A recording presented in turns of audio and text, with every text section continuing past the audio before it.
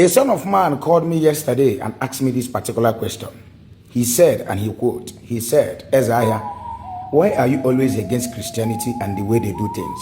I said, and I quote to him, I said, I did not hate Christianity as a religion. I hate the way it came to Africa. Son of man, I want you to pay attention to this video and listen to me carefully. The Westerners brought Christianity to Africa. They took away our brothers and sisters. They took away our gold. They took away our resources and minerals, and they are still doing it currently. They took away everything we have, and they are still taking it currently. They took away whatever we have. They took away our brothers and sisters. They tortured them to death. It is still happening right now. They brought us Jesus, a foreign and a white man. They brought us a book called Bible, and they made us to believe that that book is the way we can believe, and that book is the only book we can use and pray, then everything will happen. A son of man, they came, they imposed and they enslaved our brothers and sisters. I want to ask you this question. Have you ever heard that the Christianity in Asia, that Asians were enslaved and tortured to death before the Westerners brought Christianity to Asia? The answer is no. Have you ever heard that South North Central America were enslaved and tortured to death before Westerners brought Christianity to South North Central America? The answer is no. The white people and the Westerners and the Europeans, they brought Christianity. They tear apart our souls and brotherly love to Africa. They made Africans to hate each other. They made a Senegalese to hate a Nigerian. They made a Nigerian to hate a Ghanaian. They tear us apart and they told us that we all are not brothers. My brothers and sisters, they went back and became united. Why Africa are not united? Africa is the most beautiful and the most powerful and the most largest continent on earth. If you don't know how many countries that makes Africa, 54 countries makes Africa. There is no continent on this earth that is larger than Africa as a continent. Brothers and sisters, I am against Christianity in Africa simply because we did not welcome that religion through our heart. We were forced to believe in that. They made us to believe that our deity and our ancestors are evil.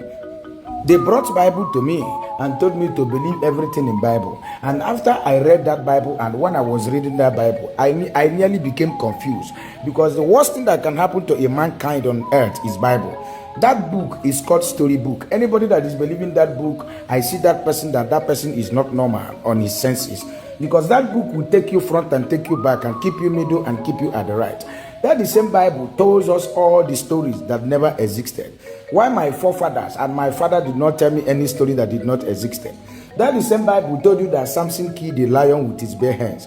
Where on earth can somebody defeat a lion with his bare hands?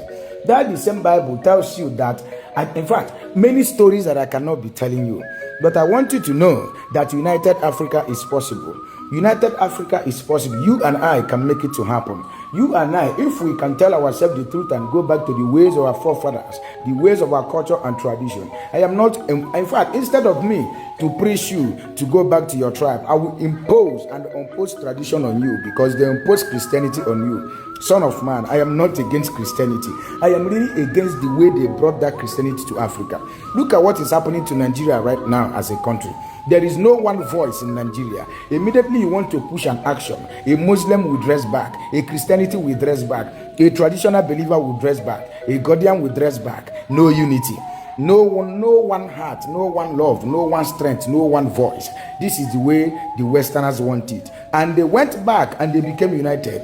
They have United States of America, United Nations. Africa, where are we? The ECOWAS we have is not working.